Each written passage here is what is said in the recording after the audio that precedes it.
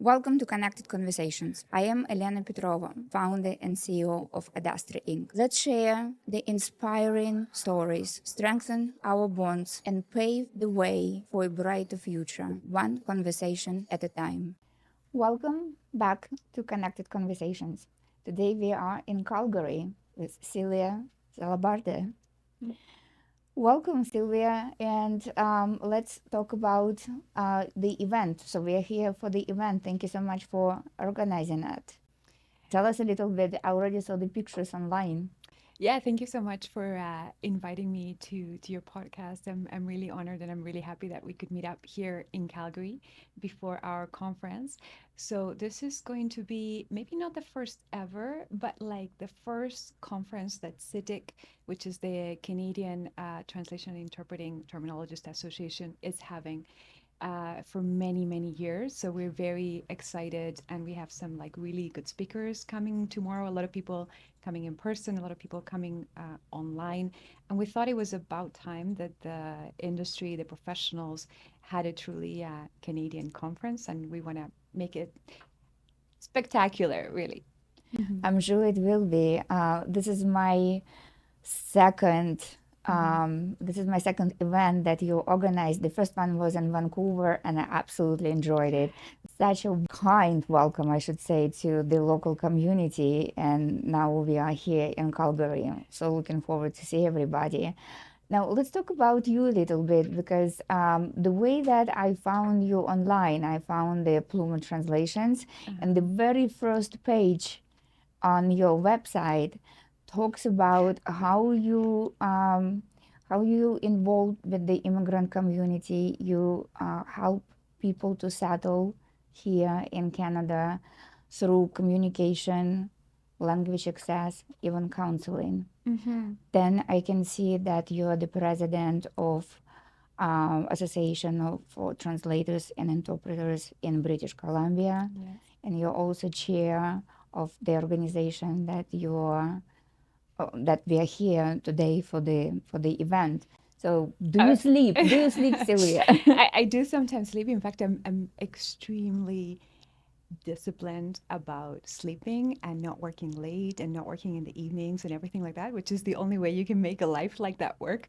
And just a couple of points of clarification. The event in Vancouver, which was so fabulous, I was invited and I kind of helped to organize it, but really it was the doing of CLIA, which is a different organization, and they represent the industry, and they are absolutely amazing, warm people, and we're very happy that they're also sponsoring our conference here for CITIC.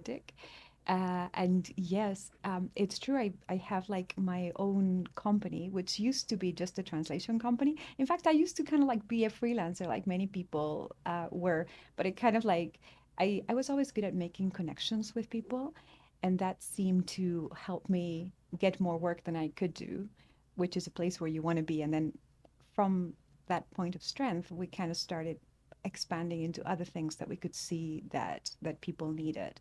So for my own company, we started just translation, certified translation, and then we tried to make the processes as efficient as possible. And then we saw the needs of the immigrant community very, very much. English lessons. That was a huge part of what our customers who came to us for translations really needed. And a lot of them had kind of lost all hope of finding a good job in Canada. They were like, okay, we're in Canada now.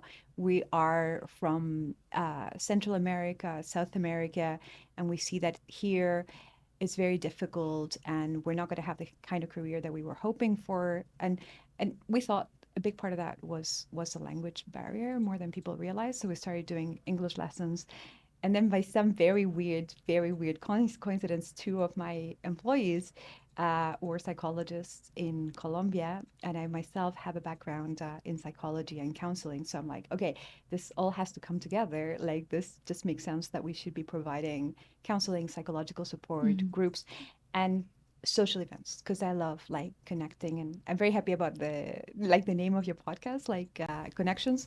So yeah, that was a long thing, but that's it, kind of like for my company and where things are at with that. That is a phenomenal way to put things together.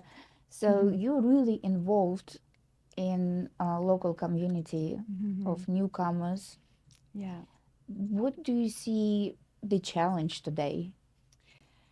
I think a lot of the challenge is like, as I was kind of already started mentioning, is that loss of your expectations that you had for yourself when you come to the new country, maybe with a lot of hope. Maybe you immigrate to Canada for economic reasons and you have this idea that it's going to be great, but then not everything is as great as you thought. And a lot of the time it happens to some people, not to everyone, because there are people who do amazing, but I feel like there is a tendency to kind of lower your expectations of yourself and kind of settle into a lesser life than you wanted to have. And this is what I cannot on a personal level kind of tolerate. I'm like, no, we have to like raise the expectations for a fulfilling life, for a fulfilling career. And I feel like I hope that my company in a small way is helping the immigrant community in Vancouver to kind of raise their expectations of themselves and help them live a more fulfilling life. Um, so your mission and your focus of your company and your team, Mhm. how would you describe that? I think it's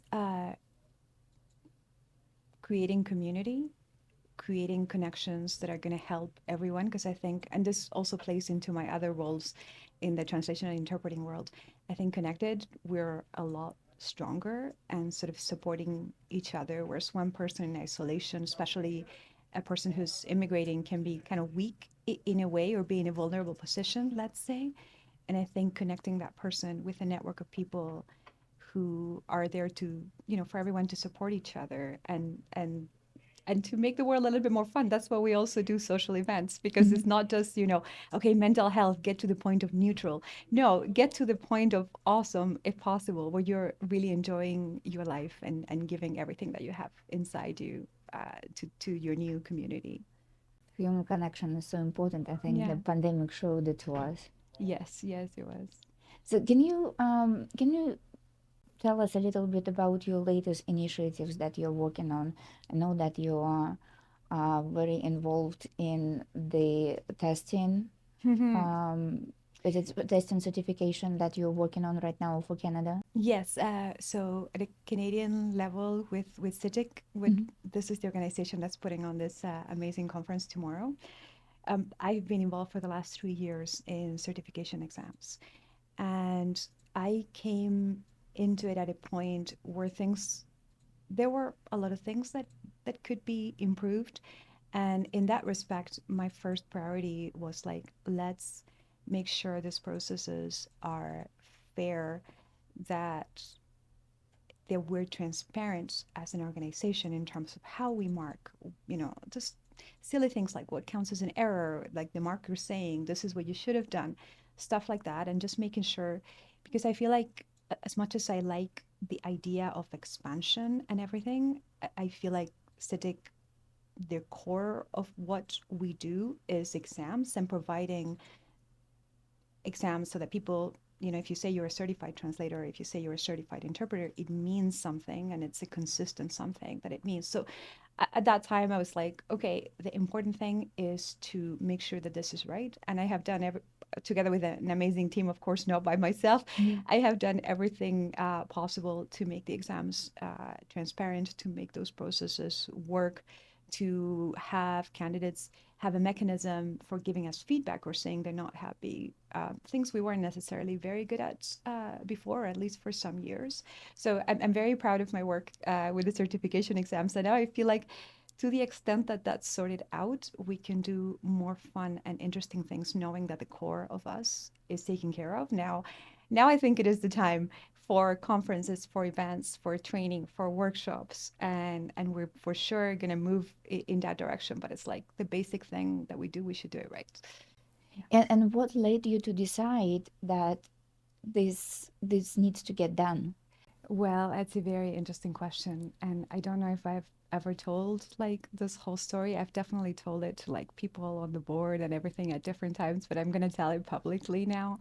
I think it was in 2012 when I myself took a certification exam, and this changed the course of my entire career. I really feel like there is an alternative universe where that didn't happen or that happened differently in my career, it could be completely different. I wouldn't be here today. I don't know what I would be doing.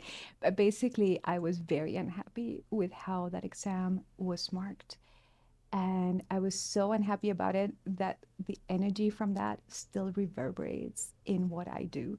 And hopefully in the best way, not like an angry energy, but I was like, no, there should be processes in place, there should be protocols in place so that people don't get an exam and they feel like it's badly marked and they have nowhere to turn to. And I literally started getting involved with my provincial association, of which I'm president now because of it. And later, when I kind of understood as soon as I could, when I understood how the exam system worked, I started joining those boards. And very slowly, because I'm talking about like 2012, and now it's like almost 2026. Very slowly, I started getting closer and closer to that place where you could make decisions. And here we are. Yeah. What a remarkable story. Yeah. When sometimes I hear people complaining about things, Mm-hmm. but nothing gets done after those complaints. Right. And this is the story of a person who didn't enjoy the experience.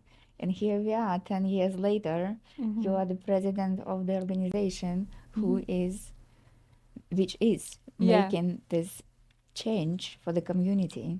Yeah. Congratulations. Thank you. Thank you very much. Yes. It's funny I feel like if you face challenges in the right way, they can, even something negative that happens can propel you into doing something. Because it's been, okay, like the exams are a little bit more like I think they should be. But at the same time, I have changed so much and it's given me so many great opportunities, and it has been amazing for my career and for my personal development in terms of things I never thought that I could do. When someone mentioned you could go for president of my provincial association, I was like, oh my God, I'm super intimidated. I don't think I could ever do that. So, with that sort of energy of wanting things to be fair and everything, it has also been a great enrichment for me personally. So it's not just been a cause that, I've gone on this crusade. Rather, I feel like it has given me back so, so much. Well, thank you again for taking your personal experience and bringing this change Right. to the community. Mm-hmm. Now, let's see what I know that you work with the government. Mm-hmm. I know you communicate to several government agencies about what needs to get done. Mm-hmm. I come from US, Yeah. and there are a lot of things that are happening in US right now. As a matter of fact, we had an executive order last October. Mm-hmm. Then just a few months ago, our Department of Justice put together guidelines on how to implement this executive order towards English being a state language, Yeah. official state language for us. So there are a lot of things that are going to be happening, as well as using technology in every aspect of communication with communities. We don't know how it's going to affect our communities. We do not know. We don't have enough data yet. Now, what I would like to see, what Canada is doing in this regard, because I truly believe that gaps happen when one community doesn't learn from another community. Mm-hmm. And there is a lot of things that we can learn from each other. I learned from another podcast where you were talking about some of the experiences that in Canada there are about 150 something languages spoken. It's not just English and French. Absolutely. Right. So could you please describe what are the current policies, if there are any gaps, and if there are any initiatives that you're working on? Right. So, CTTIC is connected and the provincial association is connected to some government agencies, and we're very privileged to get to talk to some people, but it doesn't go anywhere near as far as it should be. Like that's something else we want to be working on. It's like really making those connections, with the police, with the immigration, with people who make decisions and have a vision for making this work. And I think in Canada, we have it's a little bit different from the US context. I think on paper, people are generally in favor of language rights and everything else. And most people you're going to talk to, especially in academia or in public circles, are going to say that, oh, that's very important. And I think I was talking to someone about this, like, language rights are human rights. You should have a right to communicate in your language when you're interacting with a government institution, especially in the context of medical, court, police, all of that. But the reality has also shown us that in practice, we have a lot of work to do.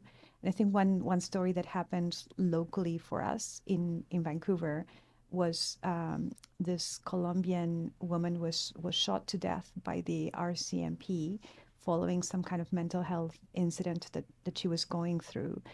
And we were really heartbroken, like our society, to learn that an interpreter was not called. They were trying to find a Spanish-speaking officer, but they didn't even think about bringing in an interpreter, even though, they would have had time at least to try to bring someone in. It wasn't like a 1-minute thing.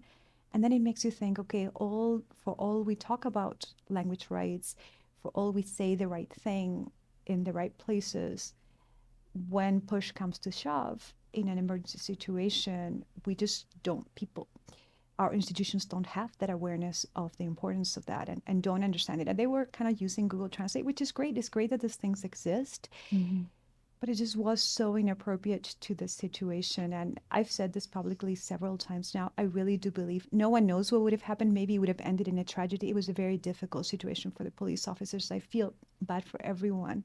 But I think there is a pretty good chance that the outcome could have been different had a human interpreter been called to that situation. And that's unacceptable to me. And I really want to put it out there that should have happened. And next time, someone should make sure that that happens.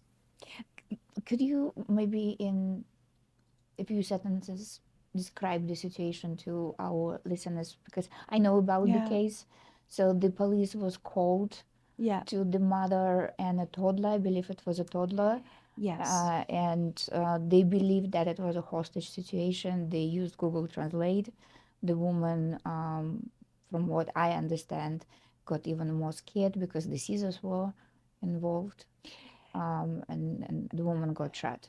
Yeah. So basically, it seems like the police was called to a domestic situation, and neither the people who were in the household didn't speak any Spanish. It appears that for a while they were using some kind of phone interpreting, but then everything got really chaotic, and the phone interpreting just wasn't appropriate to the situation.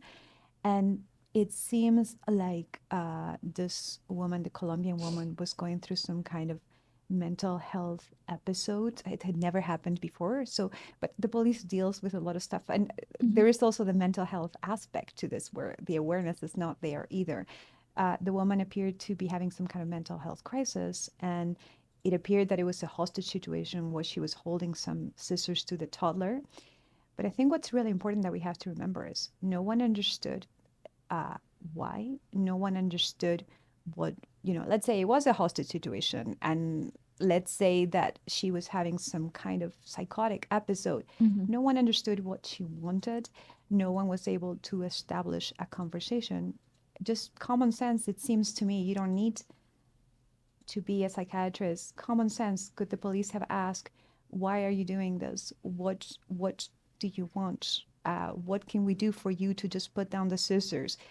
What's happening in your mind? Just establish a conversation. That just wasn't done. And the language barrier, I mean, one, maybe the police just don't have the right training mental health wise for like an intervention, which they really should. But second, the language barrier just made that absolutely impossible. In an ideal world, the police officers would have mental health training, would know there's no guarantees, but like, what is the best thing to do in an incident like that? There's going to be an answer, like an empirical answer. What is the best thing to do? The police should be trained to try to do the best thing. An in-person interpreter could have been picked up along the way, and they could have relayed whatever the police with mental health training had said. At least this woman deserved at least that someone asked her, what is wrong? What do you want? What do you need? What is happening for you? Because of the language barrier, that didn't happen. Unfortunate, she's dead. The toddler will probably have a trauma that is going to be very difficult to recover from, because it happened while she was there, and as she gets older, she's going to learn that she was somehow a key element in that whole situation. And just to think that the police didn't think to bring an interpreter in, why not? I just want to say to everybody who's listening, if you are a police officer, if you're in a position of power, you have a language barrier, you have a crisis situation, please find a way to call an in-person interpreter. They'd be delighted to go there and help improve a very dangerous situation like that one was. Because interpreters are trained for situations like this, right? So we have special trainings for mental health. We have special trainings for hostage situations. That being said, let's go back to, because there are two things that we can discuss here. First, technology in communication, and then also where the gaps are in the current policies and how we can address that. Let's start with the gaps in the current policies, because I know that you work with the various government agencies. Is there anything that you can share, maybe? I hope we have not, regarding this case, STIBC, the Provincial Association of British Columbia, put out a statement, and we tried to contact the press with a press release. So far, we have not given up, but we have not been able to talk to any decision makers at the RCMP. And this is something that, now that we are here with the national organization, we're going to bring back, okay, how can we be in touch with someone? Because sometimes it just takes an individual. It really does. Like someone to make a decision that this kind of things shouldn't happen, and make sure that the policies are in place. Now, I mentioned this in another podcast. I actually genuinely don't know if the police knows how to bring in, like if they have a service contracted where they would be able to bring an in-person interpreter or not. If they don't, then we would love to help both STIBC, both CTTIC, everyone, I'm sure, helped create a system where we have emergency interpreters who can be on call if there isn't one already, if they don't have a contract already. But first, they have to be aware that that is an important thing to have. And even it didn't even get to the point where they're like, how do we find an interpreter? They just, from what I understand, from what I've read in the reports, it just wasn't a thought to bring in an in-person interpreter. It was something that was not considered. That's interesting. In US, of course, we have the vehicle set up for that, and I'm wondering how it works in Canada. We have, of course, federal, and then we have a state level. I believe for you guys, it's going to be provinces, equivalent to our states. And then we have each state would have contracts with the language service. Used to be providers, now we are called integrators. Okay. So, and with those contracts, the state government would be able to contact companies like yours or mine to deliver this type of service. And then, of course, there are also contracts on the federal government level. I'm curious if there is anything set up. I wish I knew more about it. I assume there must be something in place for extreme cases, but it's also obvious from cases like this that it's not something that is sufficiently, by people on the ground, officers, police stations, it's not, if there is no sufficient awareness. And if there isn't, then of course there should be. Yeah. Well, we rely on people like you. Yeah, absolutely. And I think we have the STIBC board, we have like a WhatsApp group, and when this happened and the whole conversation with the press was happening, we all kind of agreed, just like very informally in the WhatsApp group, if this doesn't exist, if we find out that the police doesn't have a contract, from the provincial association, we are going to somehow create this.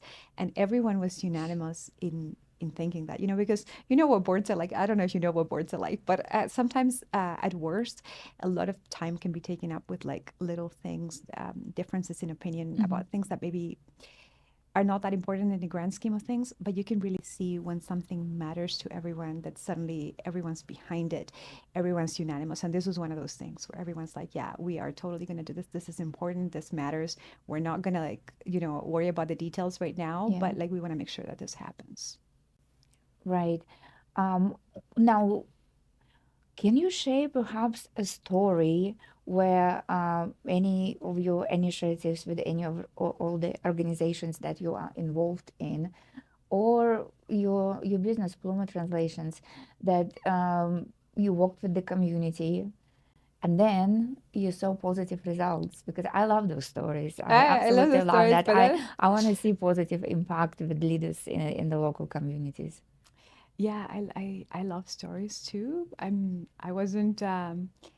I wasn't really ready for this one. Like the first thing that comes to my mind is I am very proud of the conference happening tomorrow and Mhm. like all the people that it has brought together. This is where I'm at my best, even though I've spent the last 3 years trying to fix certification exams and it's been a difficult process and it has to be done. As I mentioned, just imagining tomorrow that a lot of people are going to come in person, that we're going to have some of the best speakers we have in Canada speaking, that we're going to have Peter, the president of CLIA, attending in person, and that we're all going to go for dinner, we're going to have networking and lots of, I can just imagine in my mind like how many stories are going to come out of that, because I know people are going to meet beyond what they learned during the talks. People are going to meet people, make connections. It's going to change their careers, and I just feel like it's sort of like it expands uh, you know into the universe like for years to come in one way or another. So, and this is really where I feel like I'm at my element. And if I could just do what I like to do all the time, it would all be, events, social events, networking, all of that. Oh, I'm so proud to be part of it because I am going to be on that event. Yes. And for me, it's the same. I'm right there with you. The power of connection Hmm. is something that is going to last a long time. I think that in this world of digital media right now, and when we are all so psyched about Hmm. AI and how technology is the future, to Hmm. me, I think people are the future because now that we are integrating AI everywhere we can, and it definitely gives us more time to do things that we love because AI does indeed increases productivity. Hmm. So we can concentrate on the things that we love, and those are the things that I Yeah. love, and obviously you love too. So connecting people together. Yeah, absolutely. And I'm the same as what you said. I actually love AI because it allows us to do a lot more, and it allows us to focus on intention, connection, leading the way into a future that is more to our liking and the way we want. Hmm. But I do think sometimes, you know, we can get a little bit carried away as well and put AI in places that humans should be. So someone asked me once, what's your take on AI and translation and interpreting? And I said, I'm like one of those sort of like nuanced views kind of person that rubs everyone the wrong way. Because on the one hand, I'm like, it's amazing. We should totally use it in every way that makes sense. We shouldn't have humans doing things that a computer can do like faster. And on the other, then you see situations like the one that I was telling you about where like the officers in a crisis situation are using Google Translate and you're like, this is like deeply wrong, inappropriate to the situation where a human could have made a difference. So where do you see large language models are taking us in our industry? I think they have, as far as speaking for myself and as a person with a translation company and a working Hmm. translator, I think, in my opinion, they have taken us to a better place for those of us who want to see it that way. But I think we all have to position ourselves as to how we're going to do it. I don't make it any secret that I spend very little time translating, and we get through a lot of stuff very quickly at my company because we try to like optimize to the absolute max my son is a computer genius and he makes me whatever program I need. When I see like an issue that needs to be fixed, he just makes a new thing for me. So I'm always like trying to see what is the least efforts that I can do. So unapologetic is like, if you want like a human only translation, and there are agencies and people who are still kind of selling that, I'm like, don't call me. I'm not available. I'm only available like, to get things done and for the bit where I'm needed. And I hope that gets smaller and smaller. So I can do that well. And it feels just much better to do something that is the thing that only you can do. So to my mind, we have been upgraded if we want to take it that way, if we want to understand it that way. There's so much information in the world. There is not going to be a shortage of translation. There's not going to be a shortage in terms of needs for translation and interpreting. We're going to be able to do a lot more. I just think we have to adapt and stay sort of alert, flexible, and continue to carry the intention and the human, which is something AI really doesn't do, is have the human intention and have the human vision, strategy, what should be done, what makes sense now. I think that's a job that's much better. And I'm glad we have it. That's my take on it. Yeah, to me, I think that what we need to remember is why, right? That we develop technology to let's talk about our industry, because technology could be in different industries serving different purposes. For us, it is to connect people, right? Because we are in communication. What is communication? To facilitate discussion, to facilitate conflict resolution, whatever it is, right? That's between people. We are connecting people, and so technology is for people, and people are behind it. So we need to make sure that human stays in the center of it. That's, to me, that's the biggest part of what we need to remember. And that's going back to the story that you shared. So thank you so much for bringing it. And I think that this is what we people in US can learn from Canada, because as of implementing our president's executive order, which we have the guidelines from the Department of Justice, and one of the part of this guidelines is that we need to make sure that for the sake of efficiency, we are putting technology everywhere where possible. Even before this executive order, in Baltimore, I live in DC, and Baltimore is very close to my home, we already have 911 calls being replaced with AI solutions. Right. So I'm worried, because we know what 911 calls are all about. Usually people call 911 not because they're happy. They call in 911 because something dramatic might have happened, right? And we also know that Baltimore, some areas of Baltimore, quite rough neighborhoods and communities. So we also know that with technology, Spanish and other dominant languages, let's say top 5, have enough data to train 911, well, to train the algorithm for 911. We also know that Baltimore has pockets highly populated by Nigerian communities that speak Yoruba. Do we have enough data to train large language model for Yoruba? So I'm worried how those communities are going to be served when they call 911. Obviously not the same way as Russian, Spanish, English. When I hear your story, I'm starting to think that this might happen again in my neighborhood. When I say my neighborhood, Baltimore / Washington, D.C. area. Yeah. It goes back to language rights, and it goes back to common sense. We can't put, a lot in translation interpreting. You might have heard this term used in conferences and stuff, human in the loop.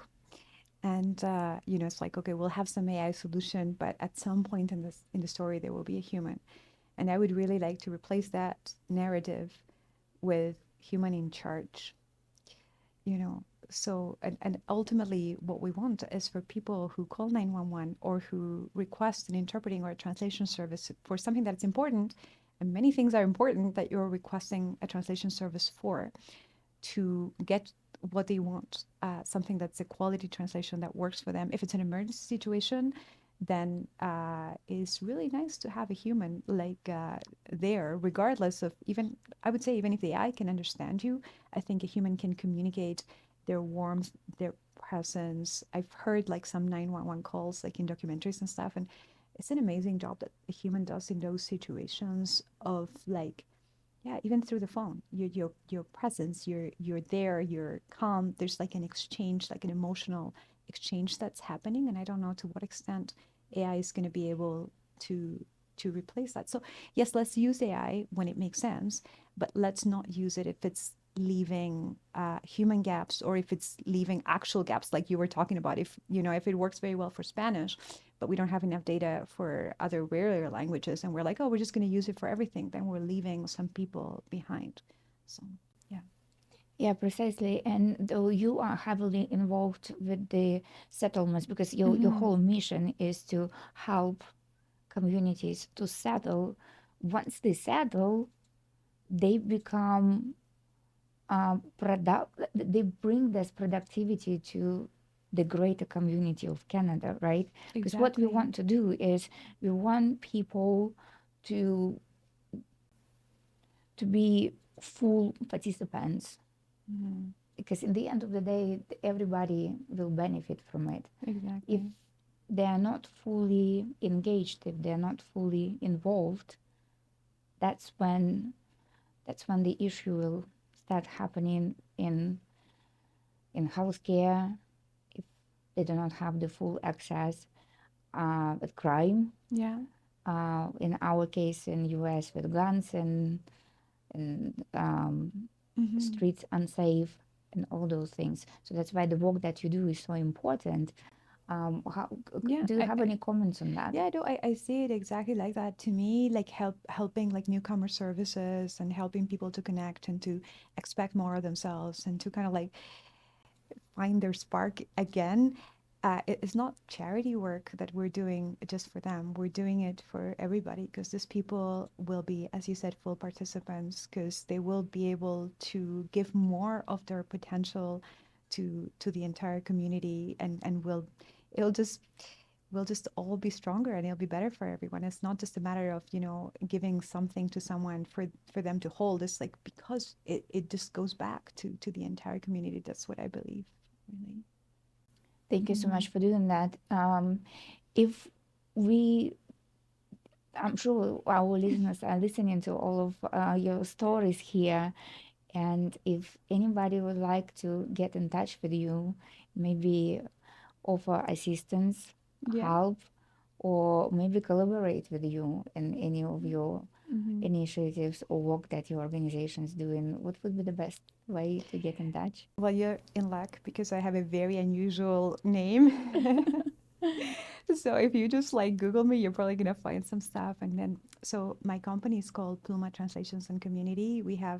We're like based in Vancouver, and we have a physical office there. So if you're in Vancouver during working hours, you're welcome to. It is unusual. Is you can actually come in and talk to us in person, and I can vouch for my employees being the most wonderful, like warm people.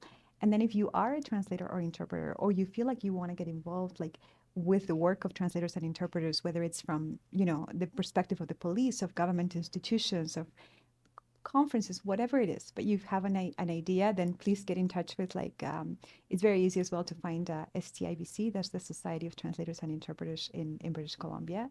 And then CTTIC, which is spelled CTTIC, which is like kind of like the national level certification provider. Um, well, exam provider, I should say. Yeah, just I think you'll find us honestly very easily.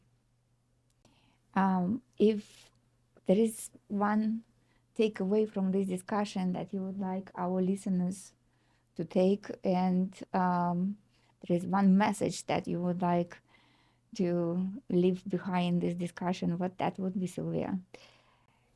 That would be whatever your situation is right now, remember your spark. And I hope my story about the bad exam inspired you. That if something challenging has happened in your life, hopefully there is a way to use that energy to turn it all around for something good.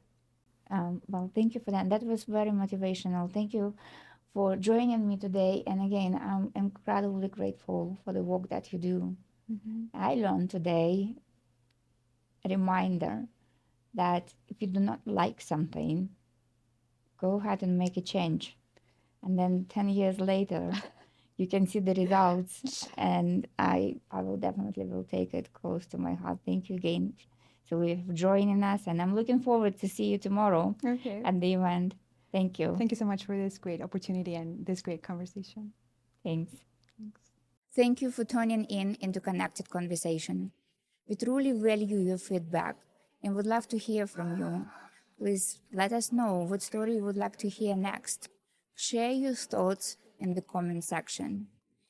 Let's keep the conversation going and let's continue to inspire each other. Let's stay in touch. Thank you.